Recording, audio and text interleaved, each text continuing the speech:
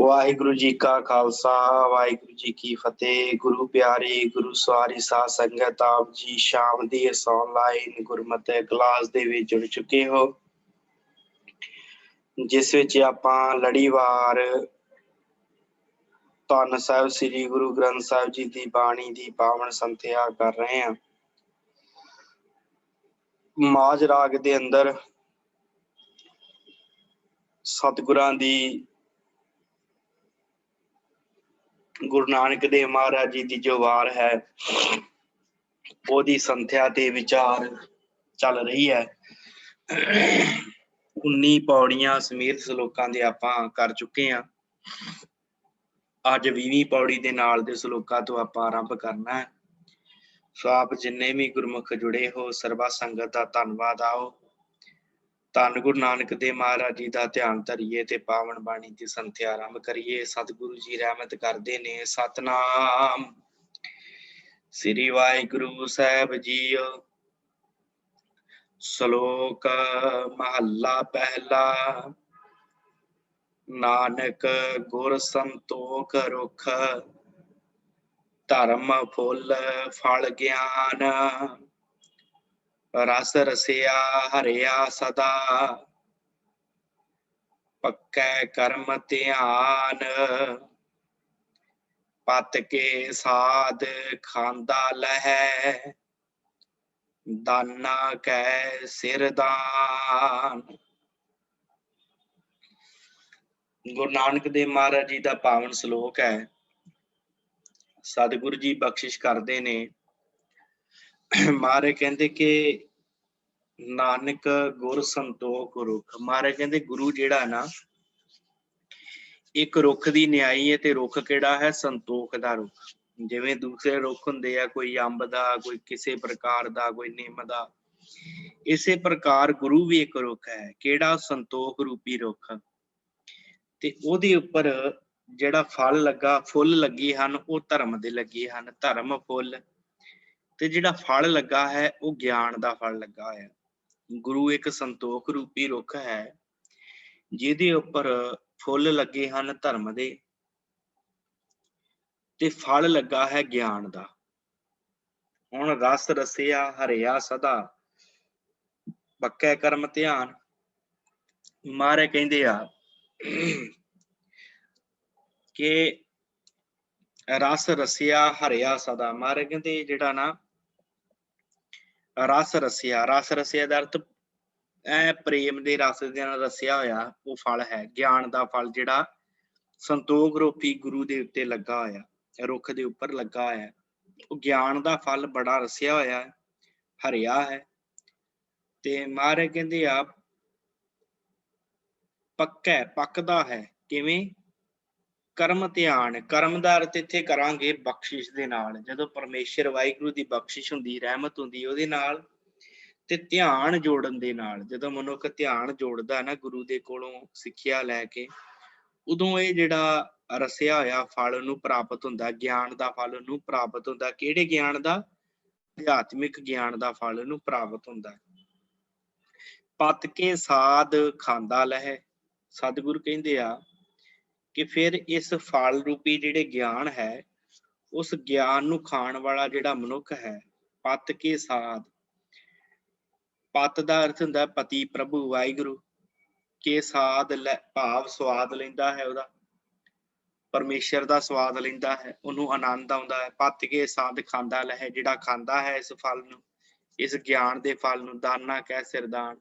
महाराज कहंदे सब तो वड्डी परमेश्वर दी बख्शिश मनुख उत्ते है कि उहनूं गुरु मिलिया है ते गुरु ने ਉਹਦੇ ਤੇ ਕਿਰਪਾ ਕੀਤੀ, ਇਹਨੂੰ ਗਿਆਨ ਦਿੱਤਾ ਤੇ ਧਰਮ ਦਿੱਤਾ ਤੇ ਉਸ ਗਿਆਨ ਰੂਪੀ ਫਲ ਨੂੰ ਜਿਹੜਾ ਮਨੁੱਖ ਖਾਂਦਾ ਹੈ ਤੇ ਗੁਰੂ ਸਾਹਿਬ ਕਹਿੰਦੇ, ਗੁਰੂ ਨਾਨਕ ਦੇਵ ਜੀ ਮਹਾਰਾਜ ਕਹਿੰਦੇ ਸਭ ਤੋਂ ਵੱਡਾ ਦਾਨ ਪਰਮੇਸ਼ਰ ਵਾਹਿਗੁਰੂ ਨੇ ਮਨੁੱਖ ਨੂੰ ਦਿੱਤਾ ਹੋਇਆ ਹੈ, ਅਕਾਲ ਪੁਰਖ ਨੇ ਦਿੱਤਾ ਹੋਇਆ। ਸਭ ਤੋਂ ਵੱਡਾ ਇਹ ਦਾਨ ਹੈ ਜੋ ਸਾਨੂੰ ਗੁਰੂ ਮਿਲਦਾ ਹੈ ਤੇ ਗੁਰੂ ਸਾਨੂੰ ਜਿਹੜਾ ਅਧਿਆਤਮਿਕ ਗਿਆਨ ਦਿੰਦਾ ਹੈ। ਮਹੱਲਾ ਪਹਿਲਾ। सोइने का बिरख पत परवाला फुल जवे हर लाल तित फल रतन लगै मुख भाखत हृदय हृदय निहाल नानक कर्म होवै मुख मस्तक, लिखिया होवै लेख। 68 तीर्थ गुर की चरणी, पूजै सदा विसेख। हंस हेत लोभ कोप, चारे नदियां अग। पवहे दज्जै नानका, ਤਰੀਐ ਕਰਮੀ ਲੱਗ। ਸੋ ਮਹਾਰਾਜ ਅਗਲੇ ਸ਼ਲੋਕ ਚ ਰਹਿਮਤ ਕਰਦੇ ਨੇ। ਸਤਿਗੁਰ ਕਹਿੰਦੇ ਆ ਸੋਇਨੇ ਕਾ ਬੁਰ ਬਿਰਖ ਪੱਤ ਪਰਵਾਲਾ, ਫੁੱਲ ਜਿਵੇਂ ਹਰ ਲਾਲ। ਸਤਿਗੁਰੂ ਜਿਹੜਾ ਹੈ, ਗੁਰੂ ਜੋ ਹੈ ਉਹ ਇੰਝ ਹੈ ਜਿਵੇਂ ਸੋਨੇ ਦਾ ਰੁੱਖ ਹੋਵੇ। ਤੇ ਮਹਾਰਾਜ ਕਹਿੰਦੇ ਆ ਤੇ ਪੱਤ ਪਰਵਾਲਾ, ਪਰਵਾਲਾ ਦਾ ਅਰਥ ਮੂੰਗਾ, ਭਾਵ ਗੁਰੂ ਦੇ ਜਿਹੜੇ ਬਚਨ ਹਨ ਉਹ ਪੱਤਰਿਆਂ ਦੀ ਨਿਆਈ ਹਨ, ਪੱਤਿਆਂ ਦੀ ਨਿਆਈ। ਪੱਤ ਪਰਵਾਲਾ, ਤੇ ਉਹ ਪੱਤੇ ਜਿਹੜੇ ਪੱਤ ਵਾਲੇ ਹਨ। ਲਾਲ ਜਵੇਹਰ, ਫੁੱਲ ਜਵੇਹਰ ਲਾਲ। ਮਹਾਰਾਜ ਕਹਿੰਦੇ ਜਿਹੜੇ ਫੁੱਲ ਆ ਗੁਰੂ ਦੇ, ਉਹ ਜਵੇਹਰਾਂ ਦੀ ਤਰ੍ਹਾਂ, ਲਾਲਾਂ ਦੀ ਤਰ੍ਹਾਂ।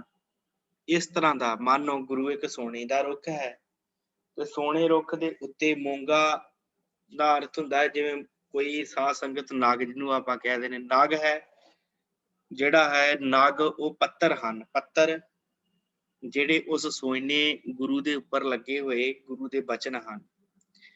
ਤੇ ਫਿਰ ਸਾਧ ਸੰਗਤ ਉਹਦੇ ਉੱਪਰ ਗੁਰੂ ਦੇ ਵਾਕ ਫੁੱਲਾਂ ਦੀ ਨਿਆਈ ਹਨ, ਜਿਹੜੇ ਜਵੇਰ ਲਾਲਾਂ ਦੀ ਤਰ੍ਹਾਂ ਹਨ।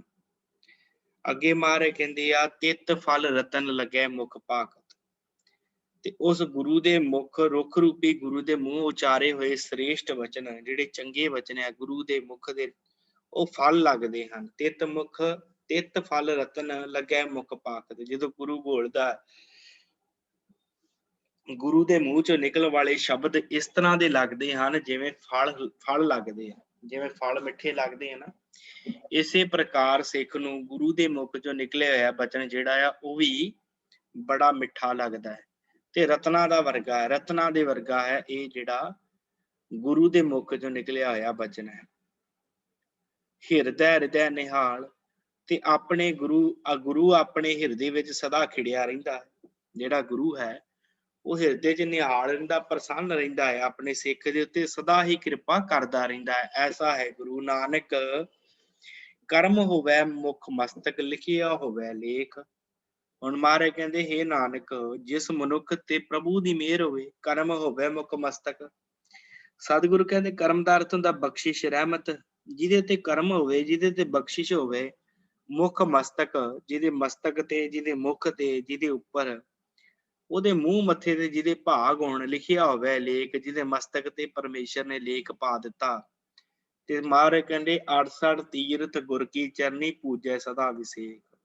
ਤੇ ਜਿਹਦੇ ਤੇ ਗੁਰੂ ਦੀ ਬਖਸ਼ਿਸ਼ ਹੈ, ਗੁਰੂ ਦੀ ਰਹਿਮਤ ਆ, ਉਹ ਗੁਰੂ ਦੀ ਚਰਨੀ ਲੱਗ ਕੇ 68 ਤੀਰਥਾਂ ਦਾ ਜਿਹੜਾ ਵਿਸ਼ੇਸ਼ ਇਸ਼ਨਾਨ ਆ ਨਾ, ਉਹ ਗੁਰੂ ਦੇ ਚਰਨਾਂ 'ਚ ਲੱਗ ਕੇ ਪ੍ਰਾਪਤ ਕਰਨਾ। 68 ਤੀਰਥ ਗੁਰ ਕੀ ਚਰਨੀ, ਗੁਰੂ ਦੇ ਚਰਨ ਉਹਦੇ ਵਾਸਤੇ 68 ਤੀਰਥ ਬਣ ਜਾਂਦੇ।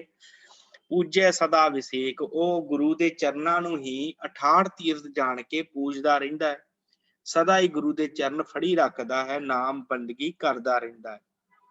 ਹੰਸ ਹੇਤ ਲੋਭ ਕੋਪ, ਚਾਰੇ ਨਦੀਆਂ ਅੱਗ। ਮਹਾਰਾਜ ਕਹਿੰਦੇ ਆ ਹੰਸ, ਹੰਸ ਦਾ ਅਰਥ ਨਾ ਨਿਰਦਇਤਾ, ਜਿਹੜਾ ਬੰਦਾ ਬੜਾ ਨਿਰਦਈ ਹੋਵੇ। ਹੰਸ, ਹੇਤ, ਹੇਤ ਦਾ ਅਰਥ ਹੁੰਦਾ ਮੋਹ।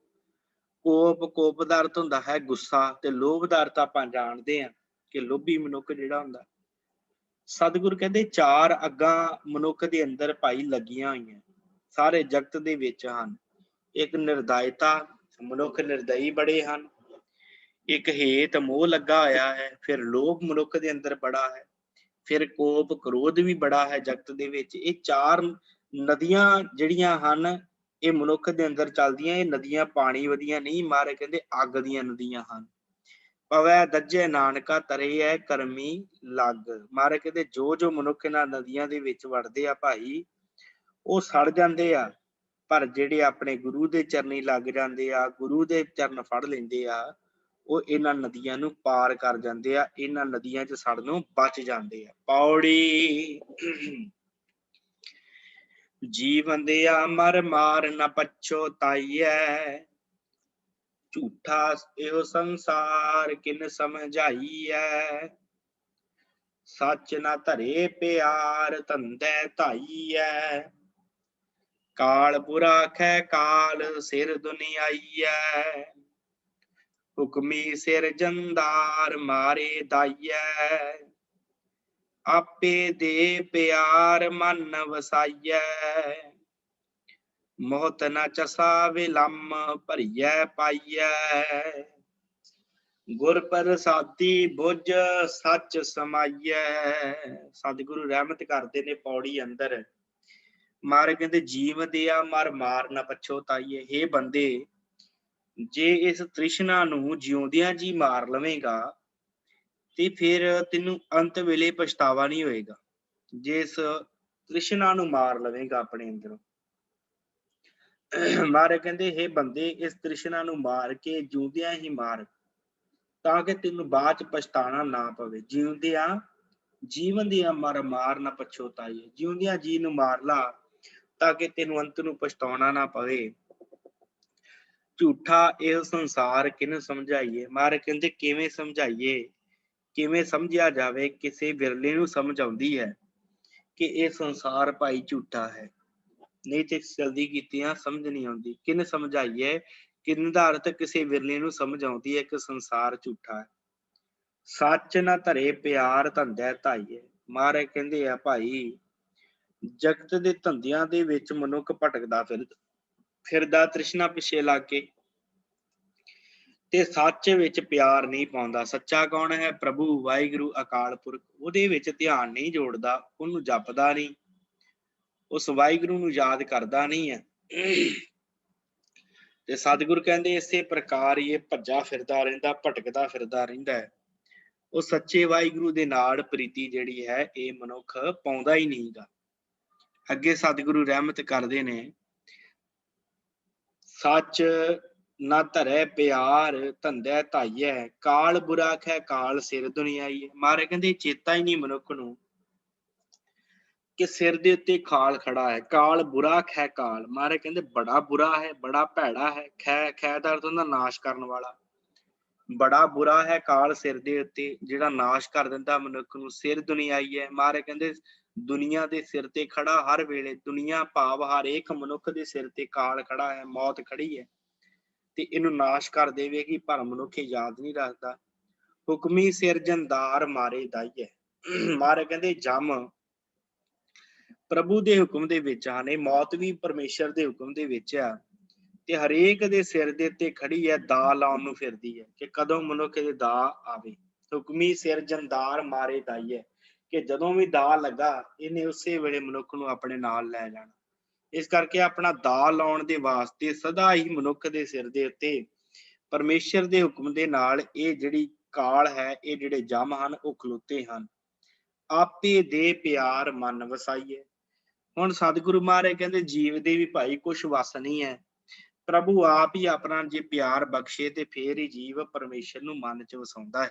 ਓਦਾਂ ਨਹੀਂ ਪਰਮੇਸ਼ਰ ਵਸਦਾ ਮਨ ਚ। ਜੇ ਵਾਹਿਗੁਰੂ ਕਿਰਪਾ ਰਹਿਮਤ ਕਰੇ ਤੇ ਫੇਰ ਹੀ ਜੀਵ ਦੇ ਮਨ ਚ ਵਾਹਿਗੁਰੂ ਵਸ ਸਕਦਾ, ਅਕਾਲ ਪੁਰਖ ਵਸ ਸਕਦਾ ਹੈ।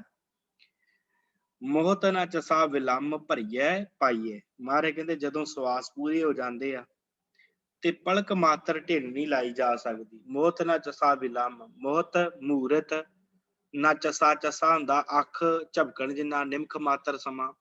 ਵਿਲਮ, ਵਿਲਮ ਭਲਾ ਢਿੱਲ, ਭਰੀਐ ਪਾਈਐ। ਭਰੀਐ ਪਾਈਐ ਭਾਵ ਜਦੋਂ ਪਾਈ ਭਰ ਜਾਂਦੀ ਹੈ, ਜਦੋਂ ਮਨੁੱਖ ਦਾ ਸਮਾਂ ਆ ਜਾਂਦਾ, ਜਦੋਂ ਸਵਾਸ ਖਤਮ ਹੋ ਜਾਂਦੇ ਆ, ਫਿਰ ਮਾਰੇ ਨਾਲ ਢਿੱਲ ਨਹੀਂ ਲਾਈ ਜਾਂਦੀ।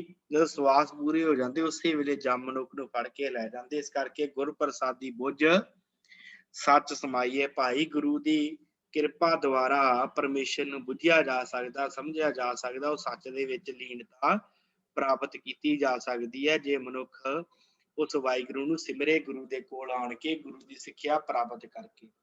ਸ਼ਲੋਕ ਮਹੱਲਾ ਪਹਿਲਾ। ਤੁਮੀ ਤੁਮਾ ਵਿਸ ਆਕਤ ਧੂਰਾ ਨਿਮ ਫਲ। ਮਨ ਮੁਖ ਵਸੈ ਤਿਸ ਜਿਸ ਤੂੰ ਚਿਤ ਨ ਆਵਹੀ। ਨਾਨਕ ਕਹੀਐ ਕਿਸ ਹੰਡਣ ਕਰਮਾਂ ਬਾਹਰੇ। ਸਤਿਗੁਰੂ ਪਹਿਲੇ ਸ਼ਲੋਕ ਚ ਬਖਸ਼ਿਸ਼ ਕਰਦੇ ਆ। ਇਹ ਸਾਰੀਆਂ ਕੌੜੀਆਂ ਚੀਜ਼ਾਂ ਹਨ, ਸਾਧ ਸੰਗਤ ਕੁੜੱਤਣ ਵਾਲੀਆਂ। ਤੁੰਮੀ ਤੁੰਮਾ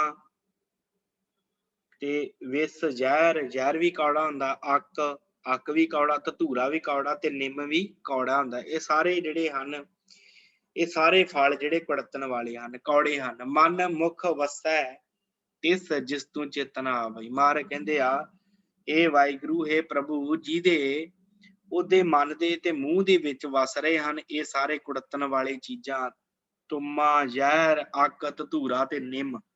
ਉਸ ਮਨੁੱਖ ਦੇ ਮਨ ਦੇ ਵਿੱਚ ਵੀ ਵਸਦੇ ਤੇ ਮੂੰਹ ਦੇ ਵਿੱਚ ਵੀ। ਕਿਹਦੇ?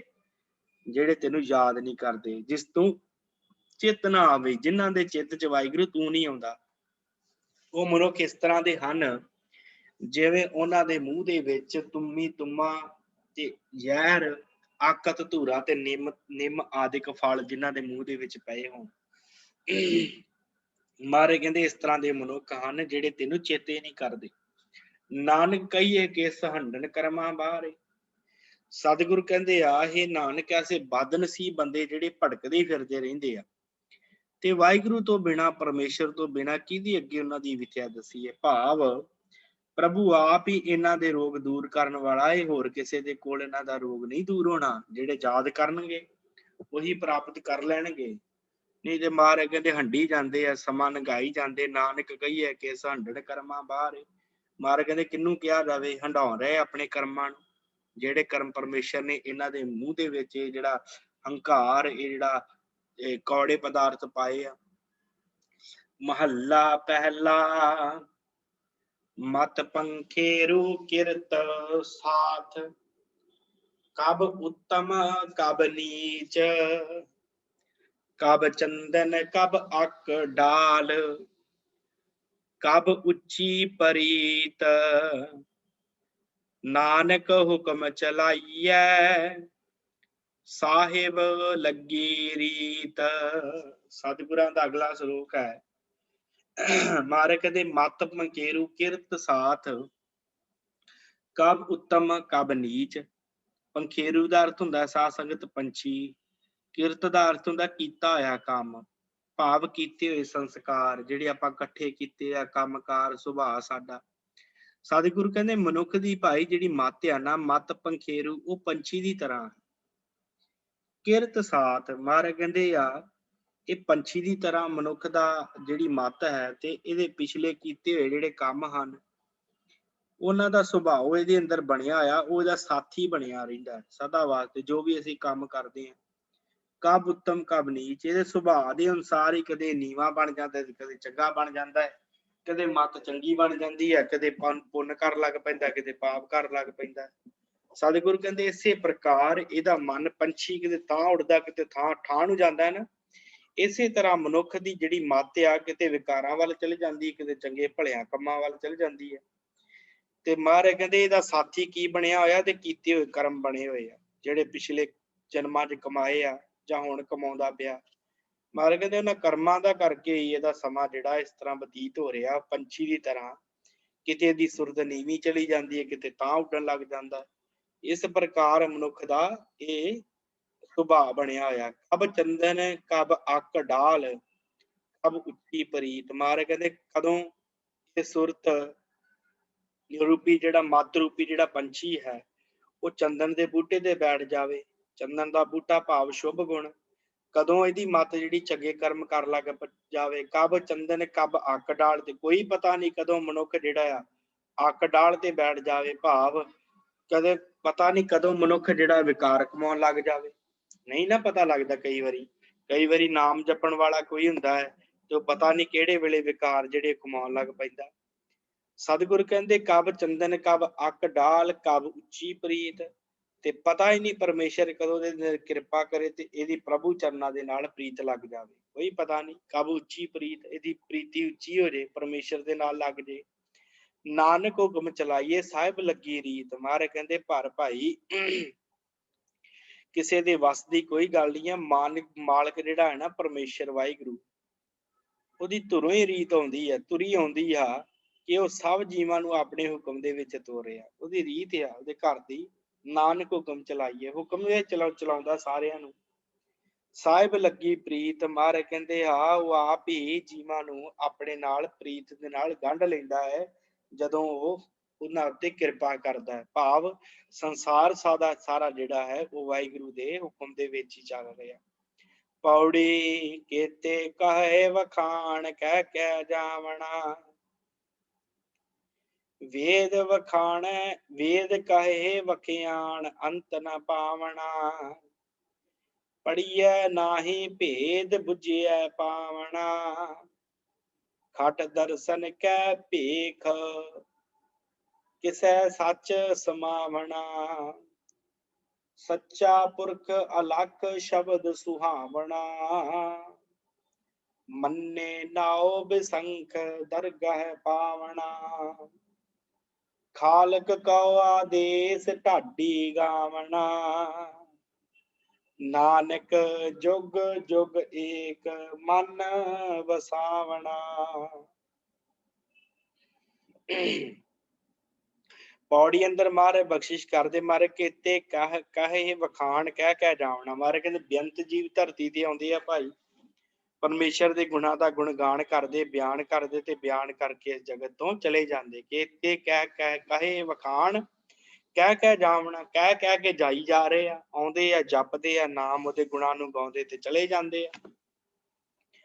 ਵੇਦ ਕਹੇ ਵਖਿਆਨ, ਅੰਤ ਨਾ ਪਾਵਣਾ। ਮਹਾਰਾਜ ਕਹਿੰਦੇ ਵੇਦ ਆਦਿਕ ਜਿੰਨੀਆਂ ਧਾਰਮਿਕ ਪੁਸਤਕਾਂ ਹਨ ਉਹ ਪਰਮੇਸ਼ਰ ਦਾ ਗਿਆਨ ਦੱਸਦੀਆਂ ਹਨ, ਪਰ ਅੰਤ ਅੱਜ ਤੱਕ ਕਿਸੇ ਨੇ ਨਹੀਂ ਪਾਇਆ ਉਹਦੇ ਗੁਣਾਂ ਦਾ। ਵਾਹਿਗੁਰੂ ਦਾ ਅੰਤ ਕੋਈ ਨਹੀਂ ਪਾ ਰਿਹਾ। ਪੁਸਤਕਾਂ ਜਿਹੜੀਆਂ ਭਰੀਆਂ ਪਈਆਂ ਪਰਮੇਸ਼ਰ ਦੀ ਉਸਤਤ ਦੇ ਵਿੱਚ, ਉਹਦੇ ਗੁਣਾਂ ਦੇ ਨਾਲ। ਪੜ੍ਹਿਆ ਨਾ ਹੀ ਭੇਦ, ਬੁੱਝਿਆ ਪਾਵਣਾ। ਪੜ੍ਹਿਆ ਪੜ੍ਹਨਾ, ਪੜ੍ਹਿਆ ਪੜ੍ਹਿਆ ਨਹੀਂ ਪੜ੍ਹਨਾ, ਪੜ੍ਹਿਆ ਨਾ ਹੀ ਭੇਦ, ਬੁੱਝਿਆ ਪਾਵਣਾ। ਮਹਾਰਾਜ ਕਹਿੰਦੇ ਖਾਲੀ ਕਲੀਆਂ ਪੁਸਤਕਾਂ ਪੜ੍ਹਨ ਦੇ ਨਾਲ ਉਸ ਵਾਹਿਗੁਰੂ ਦਾ ਭੇਦ ਨਹੀਂ ਪਾਇਆ ਜਾ ਸਕਦਾ। ਮੱਤ ਨੂੰ ਉੱਚੀ ਕਰਕੇ ਤੇ ਬੁੱਝਣਾ, ਬੁੱਝਿਆ ਦਾ ਅਰਥ ਮੱਤ ਉੱਚੀ ਕਰਨੀ, ਭਾਵ ਉਹਦੇ ਗੁਣ ਗਾ ਗਾ ਕੇ ਉਹਦੇ ਵਰਗੇ ਬਣ ਜਾਣਾ। ਮੱਤ ਉੱਚੀ ਕਰਕੇ ਹੀ ਉਸ ਵਾਹਿਗੁਰੂ ਬੇਅੰਤ ਦੀ ਸਮਝ ਲੱਗਦੀ ਆ, ਫੇਰ ਹੀ ਉਹਨੂੰ ਬੁੱਝਿਆ ਪਾਵਣਾ, ਫੇਰ ਹੀ ਉਹ ਪਾਇਆ ਜਾ ਸਕਦਾ ਹੈ। ਕੱਲੀਆਂ ਪੁਸਤਕਾਂ ਪੜ੍ਹਨ ਦੇ ਨਾਲ, ਧਾਰਮਿਕ ਗਿਆਨ ਪ੍ਰਾਪਤ ਕਰਨ ਦੇ ਨਾਲ ਪਰਮੇਸ਼ਰ ਵਾਹਿਗੁਰੂ ਨਹੀਂ ਪ੍ਰਾਪਤ ਹੁੰਦਾ। ਖਟ ਦਰਸ਼ਨ ਕੈ ਭੇਖ, ਕਿਸੈ ਸੱਚ ਸਮਾਵਣਾ। ਮਹਾਰਾਜ ਕਹਿੰਦੇ ਖਟ ਦਰਸ਼ਨ, ਛੇ ਭੇਖ, ਜੋਗੀ, ਜੰਗਮ, ਸੰਨਿਆਸੀ, ਬੋਧੀ, ਸਰੇਵੜੇ ਤੇ ਬੈਰਾਗੀ, ਇਹ 6 ਤਰ੍ਹਾਂ ਦੇ ਪੰਥ ਆ ਜਿਹੜੇ ਰੱਬ ਨੂੰ ਪਾਉਣ ਵਾਸਤੇ ਚੱਲਦੇ ਆ। ਖਟ ਦਰਸ਼ਨ ਕੈ ਭੇਖ, ਮਹਾਰਾਜ ਕਹਿੰਦੇ ਆ 6 ਦਰਸ਼ਨ, 6 ਜਿਹੜੇ ਆ ਨਾ ਭੇਖ ਕਰਕੇ ਪਰਮੇਸ਼ਰ ਨੂੰ ਪਾਉਣ ਦਾ ਰਸਤਾ ਲੱਭਦੇ ਪੈ। ਕਿਸੈ ਸੱਚ ਸਮਾਵਣਾ। ਮਹਾਰਾਜ ਕਹਿੰਦੇ ਕੋਈ ਪਤਾ ਨਹੀਂ ਇਹਨਾਂ ਦੇ ਵਿੱਚੋਂ ਕਿਹੜਾ ਉਸ ਰੱਬ ਨੂੰ ਪਾ ਲਏ, ਇਹ ਨਹੀਂ ਪਤਾ। 6 ਭੇਖਾਂ ਵਾਲੇ ਸਾਧੂ ਜਿਹੜੇ ਆ ਨਾ, ਤਰ੍ਹਾਂ ਤਰ੍ਹਾਂ ਦੇ ਲਿਬਾਸ ਪਾ ਕੇ, ਤਰ੍ਹਾਂ ਤਰ੍ਹਾਂ ਦੇ ਜੋਗੀ ਆਪਣਾ ਲਿਬਾਸ ਪਾਉਂਦੇ ਆ, ਜੰਗਮ ਆਪਣਾ, ਸੰਨਿਆਸੀ ਆਪਣਾ, ਬੋਧੀ ਸਰੇਵੜੇ ਆਪਣਾ, ਬੈਰਾਗੀ ਆਪਣਾ ਲਿਬਾਸ ਪਾਉਂਦੇ ਆ। ਮਹਾਰਾਜ ਕੋਈ ਉਹ ਸੱਚ ਦੇ ਵਿੱਚ ਕੋਈ ਨਹੀਂ ਜੁੜ ਸਕਿਆ। ਸੱਚ ਨੂੰ ਸਮਝਣਾ ਬਹੁਤ ਔਖਾ ਹੈ। ਸਿਰਫ ਭੇਖ ਦੇ ਨਾਲ ਮਹਾਰਾਜ ਕਹਿੰਦੇ ਸੱਚ ਨਹੀਂ ਪ੍ਰਾਪਤ ਹੁੰਦਾ। ਸੱਚਾ ਪੁਰਖ ਅਲਖ, ਸ਼ਬਦ ਸੁਹਾਵਣਾ। ਮਹਾਰਾਜ ਕਹਿੰਦੇ ਸੱਚਾ ਵਾਹਿਗੁਰੂ ਜਿਹੜਾ ਪੁਰਖ ਰੂਪ ਹੋ ਕਰਕੇ ਅਲਖ, ਭਾਵ ਅਦ੍ਰਿਸ਼ਟ ਹੈ, ਜਿਹਦਾ ਕੋਈ ਖਾਸ ਨਿਸ਼ਾਨ ਨਹੀਂ ਹੈ। ਸੱਚਾ ਪੁਰਖ ਅਲਖ, ਸ਼ਬਦ ਸੁਹਾਵਣਾ। ਮਹਾਰਾਜ ਕਹਿੰਦੇ ਗੁਰੂ ਦੇ ਸ਼ਬਦ ਦੁਆਰਾ ਸੋਹਣਾ ਲੱਗਦਾ ਹੈ। ਗੁਰੂ ਦੇ ਸ਼ਬਦ ਦੁਆਰਾ ਨੂੰ ਪ੍ਰਾਪਤ ਕੀਤਾ ਜਾ ਸਕਦਾ। ਗੁਰੂ ਦੇ ਸ਼ਬਦ ਨਾਲ ਸੋਹਣਾ ਲੱਗਦਾ ਹੈ ਵਾਹਿਗੁਰੂ ਅਕਾਲ ਪੁਰਖ। ਮੰਨੈ ਨਾਉ ਬਿਸੰਖ, ਦਰਗਹਿ ਪਾਵਣਾ। ਮਹਾਰਾਜ ਕਹਿੰਦੇ ਜੋ ਮਨੁੱਖ ਬੇਅੰਤ ਪ੍ਰਭੂ ਦੇ ਨਾਮ ਨੂੰ ਮੰਨਦਾ ਹੈ, ਜਿਹੜਾ ਮਨੁੱਖ, ਬੇਸੰਖ ਦਾ ਅਰਥ ਹੁੰਦਾ ਅਸੰਖ, ਬੇਅੰਤ, ਬਹੁਤ ਜ਼ਿਆਦਾ, ਉਸ ਵਾਹਿਗੁਰੂ ਪ੍ਰਭੂ ਦੇ ਨਾਮ ਨੂੰ ਕਹਿੰਦੇ ਜਿਹੜਾ ਮੰਨਦਾ ਹੈ, ਮੰਨੇ ਨਾਉ ਬਿਸੰਖ, ਦਰਗਹਿ ਪਾਵਣਾ, ਉਹ ਪਰਮੇਸ਼ਰ ਦੀ ਦਰਗਾਹ ਚ ਅੱਪੜ ਜਾਂਦਾ ਹੈ। ਦਰਗਾਹ ਚ ਉਹਨੂੰ ਪ੍ਰਾਪਤੀ ਹੋ ਜਾਂਦੀ ਵਾਹਿਗੁਰੂ ਦੀ। ਖਾਲਕ ਕਉ ਆਦੇਸ, ਢਾਡੀ ਗਾਵਣਾ। ਮਹਾਰਾਜ ਕਹਿੰਦੇ ਉਹ ਮਾਲਕ ਪ੍ਰਭੂ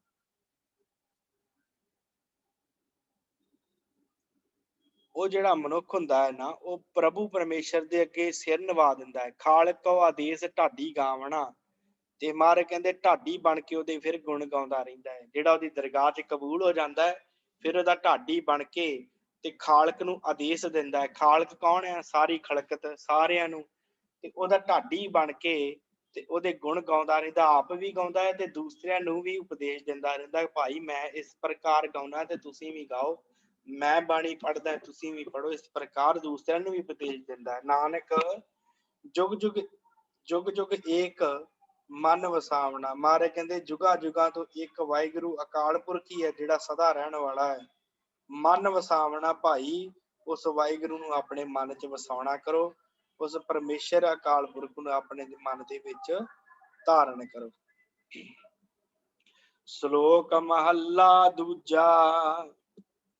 ਮੰਤਰੀ ਹੋਏ ਅਠੂਹਿਆ, ਨਾਗੀ ਲੱਗੈ ਜਾਏ, ਆਪਣਾ ਹੱਥੀ ਆਪਣੇ ਦੇ ਕੂਚਾ ਆਪੇ ਲਾਏ।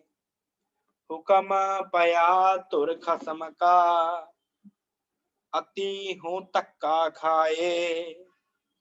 ਗੁਰਮੁਖ ਸਿਉ ਮਨ ਮੁਖ ਅੜੈ, ਡੁੱਬੈ ਹੱਕ ਨਿਆਏ। ਦੋਹਾਂ ਸਿਰਿਆਂ ਆਪੇ ਖਸਮ, ਵੇਖੈ ਕਰ ਵਿਉ ਪਾਏ।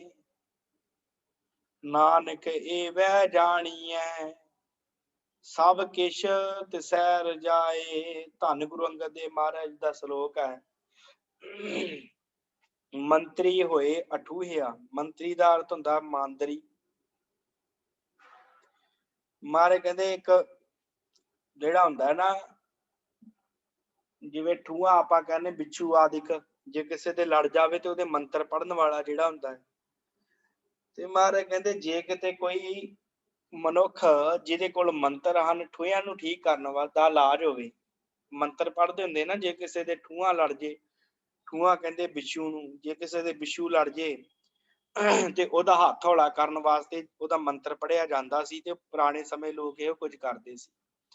ਮਹਾਰਾਜ ਕਹਿੰਦੇ ਕੋਈ ਮੰਤਰੀ ਮੰਤਰ ਪੜ੍ਹਨ ਵਾਲਾ, ਠੂਹਿਆਂ ਦਾ ਮੰਤਰ ਪੜ੍ਹਨ ਵਾਲਾ ਨਾਗੀ ਲੱਗਿਆ ਜਾਏ। ਜੇ ਕਿਤੇ ਸੱਪ ਨੂੰ ਹੱਥ ਪਾ ਲੇ, ਭਾਵ ਜੇ ਕਿਤੇ ਸੱਪ ਲੜ ਜੇ ਤੇ ਉਹਦੇ ਕੋਲ ਚਲਾ ਜਾਵੇ। ਤੇ ਮਹਾਰਾਜ ਕਹਿੰਦੇ ਆ ਹੁਕਮ ਆਪਣ ਹੱਥੀ ਆਪਣੇ ਦੇ ਕੂਚਾ ਆਪੇ ਲਾਏ। ਮਹਾਰਾਜ ਕਹਿੰਦੇ ਆ ਉਹ ਆਪਣੇ ਆਪ ਨੂੰ ਆਪਣੇ ਹੱਥ ਦੇ ਨਾਲ ਮੰਨ ਲਓ ਚੁਆਤੀ ਲਾ ਬਹਿੰਦਾ। ਭਾਵ ਜੇ ਕੋਈ ਮਨੁੱਖ ਦੇ ਕੋਲ ਇੰਨੀ ਸ਼ਕਤੀ ਨਾ ਹੋਵੇ ਕਿ ਉਹ ਕਿਸੇ ਉੱਚੀ ਜਗ੍ਹਾ ਤੇ ਪਹੁੰਚ ਸਕੇ ਤੇ ਉਹ ਉੱਥੇ ਜਾਣ ਬੁੱਝ ਕੇ ਚਲਾ ਜਾਵੇ, ਤੇ ਮਹਾਰਾਜ ਕਹਿੰਦੇ ਆਪਣੇ ਹੱਥੀ ਆਪਣੇ ਆਪ ਨੂੰ ਕੂਚਾ ਲਾਏ, ਆਪਣੀ ਚੁਆਤੀ ਜਿਹੜੀ ਹੈ ਅੱਗ ਜਿਹੜੀ ਲਾ ਬਹਿੰਦਾ ਹੈ। ਹੁਕਮ ਭਇਆ ਤੁਰ ਖਸਮ ਕਾ, ਅਤੀ ਹੂੰ ਧੱਕਾ ਖਾਏ। ਮਹਾਰਾਜ ਕਹਿੰਦੇ ਧੁਰੋਂ ਮਾਲਕ ਦਾ ਹੁਕਮ ਹੀ ਉਹ ਆ ਕਿ ਇਸ ਅੱਤ ਦੇ ਕਾਰਨ, ਭਾਵ ਇਸ ਅੱਤ ਦੇ ਮੂਰਖਪੁਣੇ ਕਰਕੇ ਉਸਨੂੰ ਧੱਕਾ ਵੱਜਦਾ ਹੈ। ਮਹਾਰਾਜ ਕਹਿੰਦੇ ਆ ਇਹ ਹੁਕਮ ਹੈ ਪਰਮੇਸ਼ਰ ਦਾ ਭਾਈ। ਜੇ ਕੋਈ ਛੋਟਾ ਜਿਹਾ ਹੈ, ਹੁਣ ਆਪਾਂ ਪਰਮੇਸ਼ਰ ਨੂੰ ਨਹੀਂ ਸਮਝ ਸਕਦੇ, ਆਪਾਂ ਛੋਟੀਆਂ ਛੋਟੀਆਂ ਕੋਈ ਸ਼ਕਤੀਆਂ ਦਾ ਕੋਈ ਮਾਲਕ ਹੋਵੇਗਾ, ਜੇ ਮੱਥਾ ਲਾ ਲਵੇ ਅਕਾਲ ਪੁਰਖ ਨਾਲ ਤੇ ਉੱਥੇ ਉਹਦੀ ਮੌਤ ਹੀ ਹੋਏਗੀ ਨਾ। ਜੇ ਕੋਈ ਕਵੇ ਕਿ ਮੈਂ ਹੀ ਰੱਬ ਆ, ਆਪਣੇ ਆਪ ਨੂੰ ਰੱਬ ਸਮਝਣ ਲੱਗ ਜਾਵੇ ਤੇ ਹੋਵੇ ਛੋਟਾ ਮੋਟਾ ਮੰਤਰ ਪੜ੍ਹਨ ਵਾਲਾ, ਤੇ ਮਹਾਰਾਜ ਕਹਿੰਦੇ ਜੇ ਆਪਣੇ ਆਪ ਨੂੰ ਉਹ ਨਾਗ ਠੀਕ ਨਾਗਾਂ ਦਾ ਡੰਗਿਆ ਮਨੁੱਖ ਠੀਕ ਕਰਨ ਚਲਾ ਜਾਵੇ ਤੇ ਉਹਦੇ ਵੱਸ ਦੀ ਗੱਲ ਨਹੀਂ ਹੁੰਦੀ। ਉਸੇ ਪ੍ਰਕਾਰ ਜੇ ਕੋਈ ਮਨੁੱਖ ਆਪਣੇ ਆਪ ਨੂੰ ਰੱਬ ਸਮਝਣ ਲੱਗ ਜਾਵੇ ਤੇ ਮਹਾਰਾਜ ਕਹਿੰਦੇ ਸਮਝ ਲਓ ਜਿਵੇਂ ਉਹ ਮਨੁੱਖ ਜਿਹੜਾ ਹੈ ਆਪਣੇ ਹੱਥੀ ਆਪਣੇ ਆਪ ਨੂੰ ਅੱਗ ਲਾਈ ਜਾਂਦਾ। ਹੁਕਮ ਪਿਆ ਤੁਰ ਖਸਮ ਕਾ, ਅਤੀ ਹੂੰ ਧੱਕਾ ਖਾਏ। ਮਹਾਰਾਜ ਕਹਿੰਦੇ ਪਰਮੇਸ਼ਰ ਦਾ ਹੁਕਮ ਹੈ ਭਾਈ, ਉਸ ਅਕਾਲ ਪੁਰਖ ਦਾ। ਅਤੀ ਹੂੰ ਅੱਤ ਚੁੱਕਣ ਵਾਲਾ ਜਿਹੜਾ ਮਨੁੱਖ ਹੁੰਦਾ ਹੈ ਨਾ, ਜਿਹੜਾ ਆਪਣੇ ਆਪ ਨੂੰ ਰੱਬ ਸਮਝ ਲੈਂਦਾ ਹੈ, ਅਤੀ ਹੂੰ ਧੱਕਾ ਖਾਏ, ਉਹਨੂੰ ਅੰਤ ਵੇਲੇ ਧੱਕੇ ਹੀ ਵੱਜਦੇ ਆ। ਕਈ ਹੁੰਦੇ ਆ ਨਾ ਸੰਸਾਰ ਤੇ ਮਨੁੱਖ ਵੇਖਦੇ ਆ ਜਿਹੜੇ ਆਪਣੇ ਆਪ ਨੂੰ ਰੱਬ ਸਮਝਣ ਦੀ ਭੁੱਲ ਕਰ ਬੈਠੇ ਆ, ਪਰ ਅੰਤ ਵੇਲੇ ਉਹਨਾਂ ਨੂੰ ਧੱਕੇ ਖਾਣੇ ਪੈਂਦੇ ਆ। ਕਿਉਂ? ਕਿਉਂਕਿ ਰੱਬ ਨਹੀਂ ਕੋਈ ਵੀ ਬਣ ਸਕਦਾ, ਅਕਾਲ ਪੁਰਖ ਦਾ ਕੋਈ ਸ਼ਰੀਕ ਨਹੀਂ ਬਣ ਸਕਦਾ। ਇਸ ਕਰਕੇ ਮਹਾਰਾਜ ਕਹਿੰਦੇ ਕੋਈ ਛੋਟਾ ਮੋਟਾ ਠੂਹਿਆਂ ਦਾ ਡੰਗਿਆ ਠੀਕ ਕਰਨ ਵਾਲਾ ਜਿਹੜਾ ਆ, ਉਹ ਕਿਤੇ ਸੱਪਾਂ ਨੂੰ ਡੰਗਿਆ ਠੀਕ ਕਰਨ ਲੱਗ ਪਵੇ ਤੇ ਉਹ ਲੋਕਾਂ ਦੇ ਕੋਲੋਂ ਡਾਂਗਾ ਹੀ ਖਾਏਗਾ, ਕੋਟੀ ਖਾਏਗਾ, ਕਿਉਂਕਿ ਸੱਪ ਦਾ ਡੰਗਿਆ ਕਿਸੇ ਕੋਲੋਂ ਠੀਕ ਨਹੀਂ ਹੁੰਦਾ। ਇਸੇ ਕਰਕੇ ਮਹਾਰਾਜ ਕਹਿੰਦੇ ਜੇ ਕੋਈ ਆਪਣੇ ਆਪ ਨੂੰ ਰੱਬ ਕਹਿਣ ਲੱਗ ਪਵੇ ਤੇ ਮੈਂ ਹੀ ਰੱਬ ਆ, ਤੇ ਸਤਿਗੁਰੂ ਮਹਾਰਾਜ ਕਹਿੰਦੇ ਆ, ਗੁਰੂ ਸਾਹਿਬ ਕਹਿੰਦੇ ਉਹਨੂੰ ਫਿਰ ਧੱਕੇ ਹੀ ਪੈਣੇ ਆ। ਖਸਮ ਕਾ ਅਤੀ ਹੂੰ ਧੱਕਾ ਖਾਏ, ਧੱਕੇ ਪੈਂਦੇ ਆ। ਗੁਰਮੁਖ ਸਿਉ ਮਨਮੁਖ ਅੜੇ, ਡੁੱਬੇ ਹੱਕ ਨਿਆਏ। ਮਹਾਰਾਜ ਕਹਿੰਦੇ ਇਸੇ ਪ੍ਰਕਾਰ ਜੇ ਕੋਈ ਭਾਈ ਗੁਰਮੁਖ ਜਿਹੜਾ ਗੁਰੂ ਵੱਲ ਜਿਹਦਾ ਮੂੰਹ ਹੈ ਤੇ ਜਿਹੜਾ ਗੁਰੂ ਨੂੰ ਜਪਦਾ, ਉਹਦੇ ਨਾਲ ਜੇ ਕਿਤੇ ਕੋਈ ਮਨਮੁਖ ਮਨੁੱਖ ਅੜ ਪਵੇ ਡੁੱਬੇ ਹੱਕ ਨੇ ਆਏ। ਮਹਾਰਾਜ ਕਹਿੰਦੇ ਸੱਚੇ ਨਿਆਂ ਕਰਨ ਵਾਲਾ ਪਰਮੇਸ਼ਰ ਉਹਦਾ ਬੇੜਾ ਗਰਕ ਕਰ ਦਿੰਦਾ ਹੈ, ਉਹ ਡੁੱਬ ਜਾਂਦਾ ਹੈ। ਜੇ ਕੋਈ ਗੁਰਮੁਖਾਂ ਦੇ ਨਾਲ ਅੜਦਾ ਹੈ ਨਾ ਮਨਮੁਖ ਮਨੁੱਖ, ਤੇ ਪਰਮੇਸ਼ਰ ਦਾ ਨਿਆਂ ਹੈ ਸ਼ੁਰੂ ਤੋਂ ਹੀ, ਉਹਨੂੰ ਡੋਬ ਦਿੰਦਾ ਹੈ। ਹੱਕ ਨਿਆਂ ਉਹਦਾ ਸੱਚਾ ਇਹ ਨਿਆਂ ਹੈ ਕਿ ਉਹਦੀ ਜ਼ਿੰਦਗੀ ਜਿਹੜੀ ਉਹ ਗਰਕ ਕਰ ਦਿੰਦਾ ਹੈ ਮਨਮੁਖ ਦੀ। ਦੋਹਾਂ ਸਿਰਿਆਂ ਆਪੇ ਖਸਮ ਵੇਖੇ ਕਰ ਉਪਾਏ। ਮਹਾਰਾਜ ਕਹਿੰਦੇ ਪਰ ਇਹਦੇ ਵਿੱਚ ਦੋਸ਼ ਨਹੀਂ ਕਿਸੇ ਨੂੰ ਦਿੱਤਾ ਜਾ ਸਕਦਾ ਕਿ ਗੁਰਮੁਖ ਤੇ ਮਨਮੁਖ ਕੀ ਆ, ਦੋਹੀਂ ਪਾਸੀ ਪ੍ਰਭੂ ਖਸਮ ਆਪ ਹੀ ਖਲੋਤਾ ਆ। ਉਹ ਆਪ ਹੀ ਨਿਰਣਾ ਕਰਦਾ ਕਿ ਭਾਈ ਕਿਹੜਾ ਮਨੁੱਖ ਮਨਮੁਖ ਹੈ ਤੇ ਕਿਹੜਾ ਗੁਰਮੁਖ ਹੈ। ਕਈ ਵਾਰੀ ਹੋ ਜਾਂਦਾ ਨਾ, ਕੋਈ ਕਹਿੰਦਾ ਮੈਂ ਗੁਰਮੁਖ ਹੈ, ਮੈਂ ਗੁਰਮੁਖ, ਪਰ ਉਹਦੇ ਵਰਗਾ ਕੋਈ ਮਨਮੁਖ ਨਹੀਂ ਹੁੰਦਾ। ਪਰ ਪਰਮੇਸ਼ਰ ਨੂੰ ਪਤਾ ਹੈ ਕਿ ਭਾਈ ਮਨਮੁਖ ਕੌਣ ਹੈ ਤੇ ਗੁਰਮੁਖ ਕੌਣ ਹੈ। ਕਿਉਂ? ਕਿਉਂਕਿ ਦੋਹਾਂ ਸਿਰਿਆਂ ਕਾ ਖਸਮ ਆਪ ਵਾਹਿਗੁਰੂ ਹੈ। ਨਾਨਕ ਏਵੈ ਜਾਣੀਏ ਸਭ ਕਿਛ ਦਿਸੈ ਰਜਾਏ। ਸਤਿਗੁਰ ਕਹਿੰਦੇ ਭਾਈ ਇਹ ਤਾਂ ਇਉਂ ਦੀ ਗੱਲ ਹੈ, ਅਸਲ ਦੇ ਵਿੱਚ ਗੱਲ ਇਹ ਹੈ ਕਿ ਪਰਮੇਸ਼ਰ ਦੀ ਰਜਾ ਹੈ। ਸਭ ਦਿਸੈ, ਸਭ ਕੁਛ ਦਿਸੈ ਰਜਾਏ। ਇਹ ਸਾਰਾ ਕੁਛ ਉਹਦੀ ਰਜਾ ਦੇ ਵਿੱਚ ਹੀ ਹੋ ਰਿਹਾ। ਗੁਰਮੁਖ ਵੀ ਉਹਦੀ ਰਜਾ ਵਿੱਚ ਆ, ਮਨਮੁਖ ਵੀ ਉਹਦੀ ਰਜਾ ਵਿੱਚ ਆ। ਸਾਰਾ ਸੰਸਾਰ ਉਸ ਪਰਮੇਸ਼ਰ ਦੀ ਰਜਾ ਵਿੱਚ ਹੈ। ਧੰਨ ਗੁਰੂ ਅੰਗਦ ਦੇਵ ਮਹਾਰਾਜ ਕਹਿੰਦੇ ਮਹੱਲਾ ਦੂਜਾ, ਨਾਨਕ ਪਰਖੇ ਆਪ ਕੋ ਤਾਂ ਪਾਰਖ ਜਾਣ। ਰੋਗ ਦਾਰੂ ਦੋਵੇਂ ਬੁੱਝੈ ਤਾਂ ਵੈਦ ਸੁਜਾਨ। ਵਾਟ ਨ ਕਰੀ ਮਾਮਲਾ ਜਾਣੈ ਮਹਿਮਾਨ। ਮੂਲ ਜਾਣ ਗੱਲਾਂ ਕਰੇ ਹਾਣ ਲਾਏ ਹਾਣ। ਲੱਭ ਨ ਚੱਲਈ ਸੱਚ ਰਹੇ ਸੋ ਵਿਸ਼ਟ ਪਰਵਾਣ। ਸਰ ਸੰਦੇ ਆਗਾਸ ਕੋ ਕਿਉ ਪਹੁੰਚੈ ਬਾਣ। ਅੱਗੇ ਉਹ ਅਗੰਮ ਹੈ ਵਾਦੀ ਹੜ ਜਾਣ। ਨਾਨਕ ਪਰਖੇ ਆਪ ਕੋ ਤਾਂ ਪਾਰਖ ਜਾਣ। ਸਤਿਗੁਰੂ ਗੁਰੂ ਅੰਗਦ ਦੇਵ ਮਹਾਰਾਜ ਕਹਿੰਦੇ ਹੈ ਨਾਨਕ, ਦੂਜਿਆਂ ਦੀ ਪੜਚੋਲ ਕਰਨ ਦੀ ਥਾਂ ਤੇ, ਦੂਜਿਆਂ ਨੂੰ ਪਰਖਣ ਦੀ ਥਾਂ ਤੇ ਆਪਣੇ ਆਪ ਨੂੰ ਪਰਖ ਕੇ ਮੈਂ ਕਿੰਨਾ ਕੁ ਗੁਰਮੁਖ ਆ ਤੇ ਕਿੰਨਾ ਕੁ ਮਨਮੁਖ। ਰੋਗ ਦਾਰੂ ਦੋਵੇਂ ਬੁੱਝੇ ਤਾਂ ਵੈਦ ਸੁਜਾਨ। ਮਹਾਰਾਜ ਕਹਿੰਦੇ ਅਸਲੀ ਵੈਦ ਉਹੀ ਹੁੰਦਾ ਜਿਹੜਾ ਆਪਣਾ ਰੋਗ ਵੀ ਲੱਭ ਰਹੇ ਤੇ ਉਹਦਾ ਚੰਗਾ ਇਲਾਜ ਕਰਨ ਵਾਸਤੇ ਦਾਰੂ ਵੀ ਲੱਭ ਲਵੇ। ਜਿਹਨੂੰ ਵੀ ਪਤਾ ਹੋਵੇ ਕਿ ਮੈਨੂੰ ਰੋਗ ਕੀ ਲੱਗਾ, ਤੇ ਜਿਹਨੂੰ ਇਹ ਵੀ ਪਤਾ ਹੋਵੇ ਕਿ ਇਹਦੇ ਵਾਸਤੇ ਕਿਹੜੀ ਦਵਾਈ ਚੰਗੀ ਹੈ। ਅਸਲੀ ਮਹਾਰਾਜ ਕਹਿੰਦੇ ਵੈਦ ਉਹਨੂੰ ਕਿਹਾ ਜਾਂਦਾ। ਵੈਦ ਸੁਜਾਨ, ਸੁਜਾਨ ਦਾ ਅਰਥ ਸਿਆਣਾ। ਸਿਆਣਾ ਵੈਦ ਉਹੀ ਹੁੰਦਾ ਜਿਹੜਾ ਦਵਾਈ ਦਾ ਵੀ ਜਿਹਨੂੰ ਪਤਾ ਹੋਵੇ ਤੇ ਰੋਗ ਦਾ ਵੀ ਪਤਾ ਹੋਵੇ। ਇਹ ਨਾ ਹੋਵੇ ਰੋਗ ਕੋਈ ਹੋਰ ਲੱਗਾ ਹੋਵੇ ਤੇ ਦਵਾਈ ਕੋਈ ਹੋਰ ਦੇਈ ਜਾਵੇ। ਮਹਾਰਾਜ ਕਹਿੰਦੇ ਇਸੇ ਕਰਕੇ ਆਪਣੇ ਆਪ ਨੂੰ ਪਰਖ, ਕਿੰਨਾ ਕੁ ਗੁਰਮੁਖ ਹਾਂ, ਕਿੰਨਾ ਕੁ ਮਨਮੁਖ, ਇਹ ਵੇਖ ਕੇ ਮੇਰੇ ਅੰਦਰ ਕਿਹੜਾ ਰੋਗ ਹੈ, ਕਿਹੜਾ ਵਿਕਾਰ ਭਾਰੂ ਹੈ, ਉਸ ਵਿਕਾਰ ਦੀ ਦਵਾਈ ਵੀ ਲੱਭ। ਵਾਟ ਨਾ ਕਰੀ ਮਾਮਲਾ ਜਾਣੇ ਮਹਿਮਾਨ। ਮਹਾਰਾਜ ਕਹਿੰਦੇ ਆ ਇਹੋ ਜਿਹੜਾ ਸੁਜਾਨ ਵੈਦ ਹੁੰਦਾ ਨਾ, ਚੰਗਾ ਵੈਦ ਹੁੰਦਾ, ਉਹ ਜ਼ਿੰਦਗੀ ਦੇ ਰਾਹ ਦੇ ਵਿੱਚ ਹੋਰਨਾਂ ਦੇ ਨਾਲ ਝੇੜੇ ਨਹੀਂ ਪਾ ਕੇ ਬੈਠ ਜਾਂਦਾ, ਲੜਦਾ ਨਹੀਂ ਦੂਸਰਿਆਂ ਦੇ। ਵਾਟ ਨਾ ਕਰੀ ਮਾਮਲਾ, ਰਾਹ ਦੇ ਵਿੱਚ ਚੱਲਦਾ ਚੱਲਦਾ ਲੜਦਾ ਨਹੀਂ ਕਿਸੇ ਦੇ ਨਾਲ। ਇਹੋ ਜਿਹਾ ਮਨੁੱਖ ਜਿਹੜਾ ਗੁਰਮੁਖ ਹੁੰਦਾ। ਜਾਣੇ ਮਹਿਮਾਨ, ਮਹਾਰਾਜ ਕਹਿੰਦੇ ਕਿਸੇ ਦੇ ਨਾਲ ਝੰਬੇਲਾ ਨਹੀਂ ਪਾ ਕੇ, ਝੇੜਾ ਨਹੀਂ ਰੱਖਦਾ। ਉਹ ਆਪਣੇ ਆਪ ਨੂੰ ਜਗਤ ਦਾ ਮੁਸਾਫਰ ਜਾਣਦਾ। ਜਾਣੇ ਮਹਿਮਾਨ ਦਾ ਅਰਥ ਮੁਸਾਫਰ। ਉਹ ਮੁਸਾਫਰ ਜਾਣਦਾ ਕਿ ਥੋੜੇ ਸਮੇਂ ਦੇ ਲਈ ਆਇਆ, ਨਾਮ ਜਪ ਕੇ ਇੱਥੋਂ ਚਲਾ ਜਾਣਾ। ਉਹ ਕਿਸੇ ਦੇ ਨਾਲ ਲੜਦਾ ਝਗੜਦਾ ਨਹੀਂ, ਉਹ ਇਹਨਾਂ ਝਗੜਿਆਂ 'ਚ ਨਹੀਂ ਪੈਂਦਾ ਕਿ ਮੈਂ ਕਿੰਨਾ ਕੁ ਗੁਰਮੁਖ ਹੈ ਤੇ ਮੈਂ ਕਿੰਨਾ ਕੁ ਮਨਮੁਖ ਹਾਂ। ਉਹ ਚੁੱਪ ਕਰਕੇ ਨਾਮ ਜਪਦਾ ਰਹਿੰਦਾ।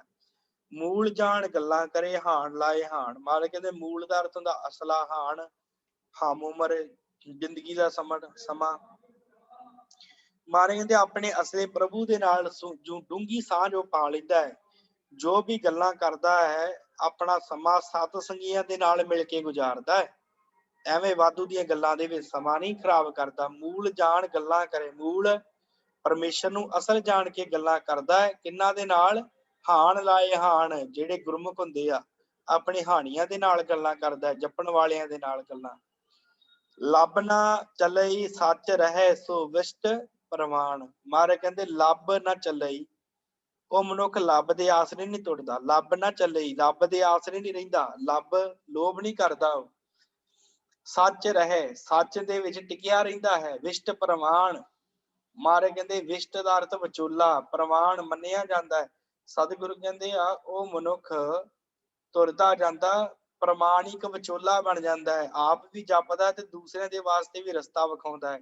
ਤੇ ਲੱਭ ਦੇ ਵਿੱਚ ਨਹੀਂ ਚੱਲਦਾ, ਸਗੋਂ ਸੱਚ ਦੇ ਵਿੱਚ ਟਿਕ ਕੇ ਚੱਲਦਾ ਹੈ ਤੇ ਦੂਸਰਿਆਂ ਨੂੰ ਰਸਤਾ ਵਿਖਾਉਣ ਵਾਲਾ ਉਹ ਵਿਚੋਲਾ ਬਣ ਜਾਂਦਾ ਹੈ। ਸਰ ਸੰਦੇ ਆਗਾਸ ਕੋ ਕਿਉਂ ਪਹੁੰਚੇ ਬਾਣ। ਮਹਾਰਾਜ ਕਹਿੰਦੇ ਆ ਭਾਈ ਪਰ ਜੇ ਆਪ ਹੋਵੇ ਮਨਮੁਖ ਤੇ ਅੜੇ ਗੁਰਮੁਖਾਂ ਦੇ ਨਾਲ, ਤੇ ਮਹਾਰਾਜ ਕਹਿੰਦੇ ਇਉਂ ਹੈ ਜਿਵੇਂ ਆਕਾਸ਼ ਨੂੰ ਕੋਈ ਤੀਰ ਮਾਰੇ ਤੇ ਜੋ ਆਕਾਸ਼ ਦੇ ਵੱਲ ਜਾਂਦਾ ਆ ਤੀਰ ਵਾਪਸ ਉਹਦੇ ਹੀ ਆਣ ਕੇ ਵੱਜ ਜਾਵੇ। ਜੇ ਕੋਈ ਤਾਂ ਨੂੰ ਤੀਰ ਛੱਡੇਗਾ ਤੇ ਉਹ ਵਾਪਸ ਠਾਂ ਹੀ ਆਉਣਾ, ਤਾਂ ਨਹੀਂ ਨਾ ਜਾ ਸਕਦਾ। ਸਰ ਸੰਧਿਆ ਗਾਸ ਹੋ ਕੇ ਪਹੁੰਚੇ ਬਾਣ, ਆਕਾਸ਼ ਵੱਲ ਨੂੰ ਬਾਣ ਥੋੜੀ ਜਾ ਸਕਦਾ, ਤੀਰ ਨਹੀਂ ਜਾ ਸਕਦਾ, ਉਹ ਵਾਪਸ ਠਾਂ ਹੀ ਆਉਣਾ ਹੈ। ਮਹਾਰਾਜ ਕਹਿੰਦੇ ਇਸੇ ਕਰਕੇ ਜੇ ਕੋਈ ਮਨਮੁਖ ਲੜਦਾ ਹੈ ਤੇ ਉਹਨੂੰ ਆਪ ਹੀ ਦੁੱਖ ਸਹਿਣਾ ਪੈਂਦਾ ਹੈ।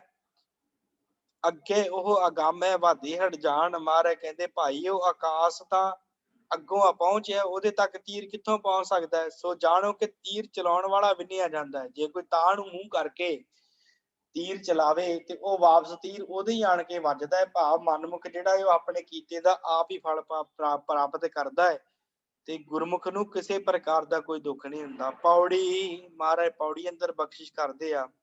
ਨਾਰੀ ਪੁਰਖ ਪਿਆਰ ਪ੍ਰੇਮ ਸਿੰਗਾਰੀਆ, ਕਰਨ ਭਗਤ ਦਿਨ ਰਾਤ ਨ ਰਹਿਣੀ ਵਾਰੀਆ, ਮਹਿਲਾ ਮੰਜ ਨਿਵਾਸ ਸ਼ਬਦ ਸਵਾਰੀਆ, ਸੱਚ ਕਰਨ ਅਰਦਾਸ ਸੇ ਵਿਚਾਰੀਆ, ਸੋਹਣ ਖਸਮੈ ਪਾਸ ਹੁਕਮ ਸਿਧਾਰੀਆ, ਸਖੀ ਕਹਿਣ ਅਰਦਾਸ ਮਨੋ ਪਿਆਰੀਆ, ਬਿਨ ਨਾਵੈ ਤ੍ਰਿਗਵਾਸ ਫਿਟ ਸੋ ਜੀਵਿਆ, ਸ਼ਬਦ ਸਵਾਰੀ ਆਸ ਅੰਮ੍ਰਿਤ ਪੀਵਿਆ।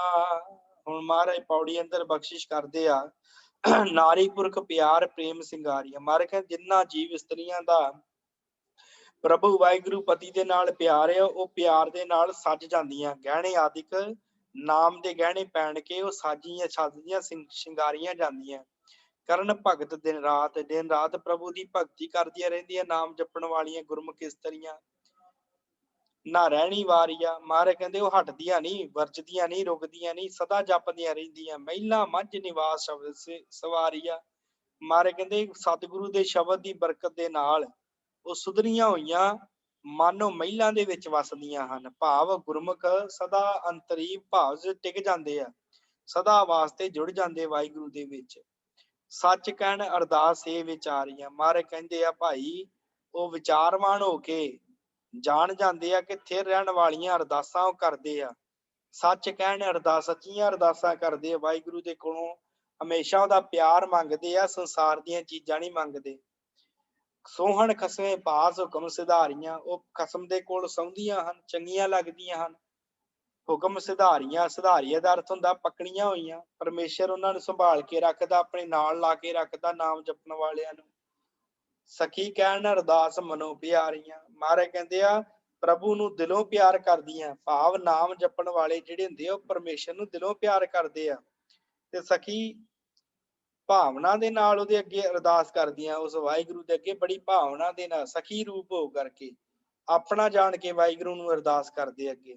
ਬਿਨ ਨਾਵੈ ਤ੍ਰਿਗਵਾਸ ਫਿਟ ਸੋ ਜੀਵਿਆ। ਮਹਾਰਾਜ ਕਹਿੰਦੇ ਬਿਨਾ ਨਾਮ ਤੋਂ ਤ੍ਰਿਗ ਹੈ ਮਨੁੱਖ ਦਾ ਆਇਆ, ਇਹ ਸੰਸਾਰ ਦੇ ਉੱਤੇ ਵਸੇਬਾ ਉਹਦਾ ਲਾਹਣਤ ਵਰਗਾ ਹੈ ਜੋ ਨਾਮ ਤੋਂ ਸਖਣਾ, ਜਿਹੜਾ ਨਾਮ ਨਹੀਂ ਜਪਦਾ।